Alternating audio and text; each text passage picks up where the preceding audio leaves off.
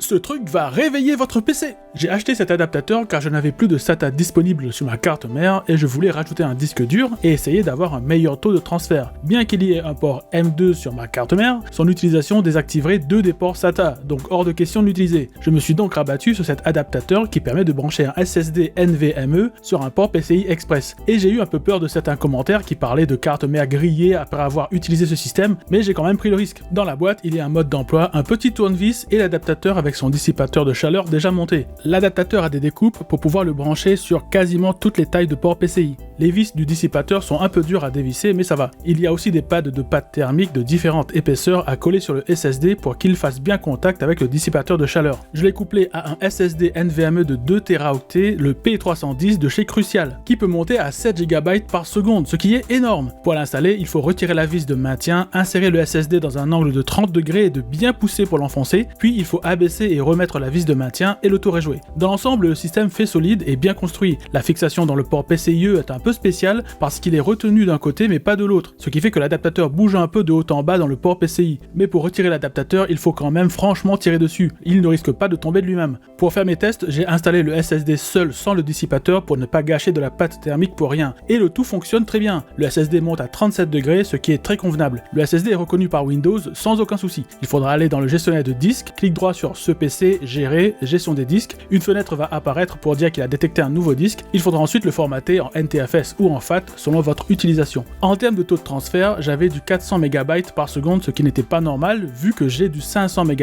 avec un autre SSD normal connecté en SATA. Je me suis dit que le port PCI devait limiter le taux de transfert. En allant voir dans le manuel de ma carte mère, j'ai compris que mon port PCI était limité à une fois quand un autre port PCI une fois était utilisé, mais que normalement il devait être à 4 fois. J'ai donc retiré une carte PCI que je n'utilisais pas et mon taux de transfert a triplé. 1576 MB en lecture et 1611 en écriture. C'est assez fou car je n'ai pas ça avec mes autres SSD où je plafonne à du 500 MB par seconde. Je suis quand même loin des 7 GB, mais c'est logique. Un port PCI Express une fois, c'est 500 MB par seconde. 4 fois, c'est 4 fois 500, donc 2000 MB par seconde, soit 2 GB par seconde. Donc un port PCI 16 fois, celui qu'on peut retrouver pour les cartes graphiques par exemple, c'est 8 GB par seconde. Sur un PCI Express 16 fois, on aura effectivement les 7 GB par seconde annoncés pour ce SSD Crucial. Il faut aussi prendre en compte la génération des ports PCI Express notés Gen 1, Gen 2, Gen 3, Gen 4, etc. qui permet de gagner en vitesse de taux de transfert. Pour info, mon port PCI est un Gen 2 et j'ai quand même du 1,5 GB par seconde en transfert, ce qui est très bien. Il faut aussi prendre en compte que plus le taux de transfert est haut et plus le SSD va chauffer, et donc que l'utilisation du dissipateur sera sûrement obligatoire pour ne pas perdre en vitesse puisque le SSD va brider son taux de transfert s'il chauffe trop.